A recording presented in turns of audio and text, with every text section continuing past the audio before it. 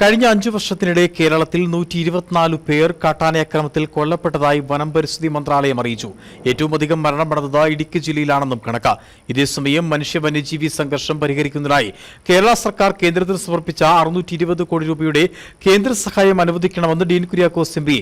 കേന്ദ്ര വനം മന്ത്രിക്ക് സമർപ്പിച്ച നിവേദനത്തിൽ ആവശ്യപ്പെട്ടു. ലോക്സഭയിൽ ആന്റോ ആന്റണി, ബെന്നി ബെഹനാൻ എന്നിവരുടെ ചോദ്യത്തിനുള്ള മറുപടിയിലാണ് മന്ത്രി ഭൂപേന്ദർ യാദവിന്റെ പ്രതികരണം.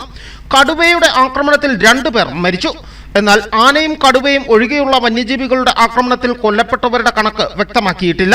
ഇതേസമയം ട്രെയിൻ തട്ടിയും വൈദ്യുതാഘാതമേറ്റും 5 വർഷത്തിനിടെ സംസ്ഥാനത്ത് 34 കാട്ടാനകൾ ചെരിഞ്ഞിട്ടുണ്ട്. വന്യജീവി ആക്രമണത്തിൽ മരണം സംഭവിച്ചാൽ നൽകുന്ന ധനസഹായം 10 ലക്ഷമായി കൂട്ടിയെന്നും ഇതിൽ 60% കേന്ദ്രവും 40% സംസ്ഥാനവുമാണ് വഹിക്കേണ്ടതെന്നും മറുപടിയിൽ വ്യക്തമാക്കി. നഷ്ടപരിഹാരത്തിനുള്ള കേന്ദ്രവിഹിതം പ്രത്യേകമായി സംസ്ഥാനങ്ങൾക്ക് നൽകുന്നില്ല. വന്യജീവി സംരക്ഷണവുമായി ബന്ധപ്പെട്ട സ്കീമുകളിൽ സംസ്ഥാനങ്ങൾക്ക് അനുവദിക്കുന്ന ഫണ്ടിൽ നിന്നാണ് തുക നൽകുന്നത്.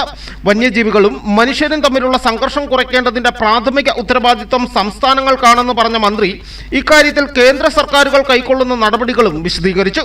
ഇതേസമയം ഇടുക്കി ഉൾപ്പെടെയുള്ള മലയോര മേഖലകളിൽ അതിരൂക്ഷമായ സാഹചര്യമാണ് നിലനിൽക്കുന്നതെന്ന് ഡീൻ കുര്യാക്കോസ് എം.പി. അറിയിച്ചു. കൂടുതൽ പ്രതിരോധ മാർഗങ്ങൾ യാഥാർത്ഥ്യമാക്കുന്നതിന് ധനസഹായം അത്യാവശ്യമാണ്. അനുഭാവപൂർണമായ നടപടി ഉണ്ടാകുമെന്ന് മന്ത്രി അറിയിച്ചതായും ഡീൻ കുര്യാക്കോസ് പറഞ്ഞു. News bureau, Udumbanchola.